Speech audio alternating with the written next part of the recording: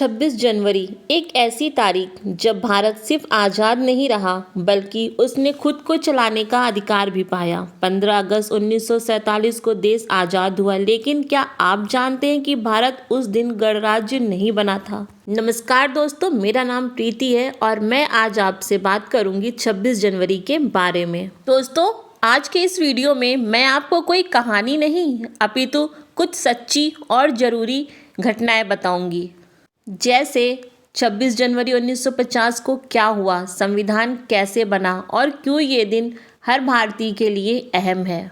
ये वीडियो अंत तक देखिएगा क्योंकि यहाँ आपको मिलेगा भारत के गणराज्य बनने की पूरी सच्चाई, पूरे तथ्य और पूरे क्रम में। तो चलिए हमारे साथ भारत के गणतंत्र बनने की तैयारी शुरू करते हैं। दोस्तों, 26 जनवरी का ये सम्मान हमें यूं ही नहीं मिला। इसके पीछे लाखों कुर्बानियां, अनगिनत आंसू और वो लोग हैं जिन्होंने अपना आज हमारे कल के लिए समर्पित कर दिया। महात्मा गांधी, जिनका पूरा नाम मोहनदास करमचंद गांधी था, हथियार नहीं उठाया लेकिन साम्राज्य की नींव हिला दी। सत्याग्रह आंदोलन, नमक आंदोलन, भारत छोड़ो आंदोलन, ये सब इन्होंने किया। कई बार जेल गए और अंत में देश के लिए अपने प्राणों का बलिदान दे दिया। दोस्तों, गांधी जी ने हमें सिखाया है कि लड़ाई ताकत से नहीं, सत्य से जीती जाती है। दोस्तों, अब हम बात करेंगे भगत सिंह की, जिनकी उम्र सिर्फ 23 साल थी। अंग्रेजी शासक को चुनौती दी इन्होंने।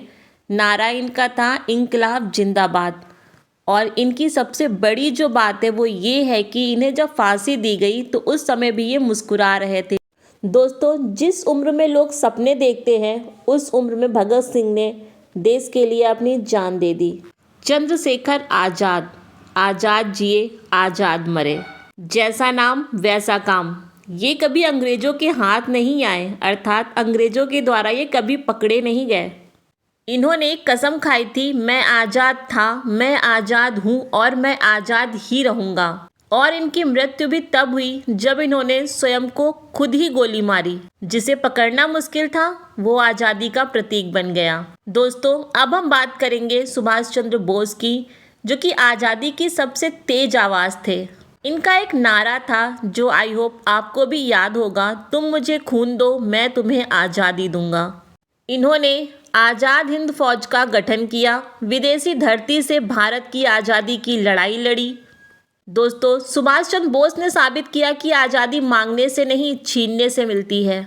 दोस्तों, अगर हम आज़ादी के लिए लड़ने वालों की बात कर रहे हैं तो हम रानी लक्ष्मीबाई को भी नहीं भूल सकते। 1857 की क्रांति की नायिका, तलवार हाथ में, बच्चा पीठ पे और अंतिम सांस तक लड़ती रही। उन्होंने दिखा दिया कि जब देश पुकारता है तो नारी भी रणभूमि बन जाती है। मंगल पांडे, आज़ादी की पहली चिंगारी। इन्होंने 1857 के विद्रोह की शुरुआत की, अकेले अंग्रेजों को चुनौती दी और सबसे पहले इन्हें फांसी हुई। अब हम बात करेंगे सरदार वल्लभ भाई पटेल की। इन्होंने 500 रियासतों का एकीकरण किया, बिना खून खराबे के भारत को जोड़ा और ये लौह पुरुष भी कहलाए। डॉक्टर भीमराव अंबेडकर, एक सामाजिक आज़ादी के संघर्षक। इन्होंने छुआछूत, अपमान, बहिष्कार झेला, संविधान बनाकर हर नागरिक को अधिकार दिलाया। दोस्तों, इसके अलावा कुछ ऐसे लोग भी हैं जिन्हें हम नहीं जानते, परंतु उन्होंने आज़ादी के लिए अपना बलिदान दिया। हम कह सकते हैं कि अगर ये गुमनाम शहीद ना होते तो आज हमारा नाम इतिहास में ना होता। 26 जनवरी इन सबके त्याग का सम्मान है। ये दिन हमें याद दिलाता है कि आज़ादी विरासत नहीं, बलिदान से मिली है। दोस्तों, 15 अगस्त 1947 को आज़ादी मिली, लेकिन कोई स्थायी संविधान नहीं था। ब्रिटिश कानून चल रहा था। ज़रूरत थी भारत का अपना कानून हो और भारत की अपनी पहचान हो। और तभी संविधान सभा का गठन हुआ। गठन दिसंबर 1946 को। कुल सदस्य थे 389 और बाद में विभाजन के बाद 299 सदस्य ही रह गए। इसमें प्रमुख सदस्य डॉक्टर भीमराव अंबेडकर, पंडित जवाहरलाल नेहरू, सरदार वल्लभ भाई पटेल, डॉक्टर राजेंद्र प्रसाद, मौलाना अब्दुल कलाम आज़ाद। संविधान की मसौदा समिति के अध्यक्ष डॉक्टर भीमराव अंबेडकर बने। उन्होंने कहा, भारत के लिए सबसे बड़ा लिखित संविधान बनाइए, जिसमें काम की अवधि 2 साल 11 महीने 18 दिन, 11 बैठकें तथा 114 दिन खुली बहस चलिए जानते हैं भारतीय संविधान की कुछ विशेषताएं। ये दुनिया का सबसे लंबा लिखित संविधान था जिसके स्रोत थे Britain, America, Ireland, France, Canada. और संविधान की मूल आत्मा थी स्वतंत्रता, न्याय, संप्रभुता और बंधुत्व।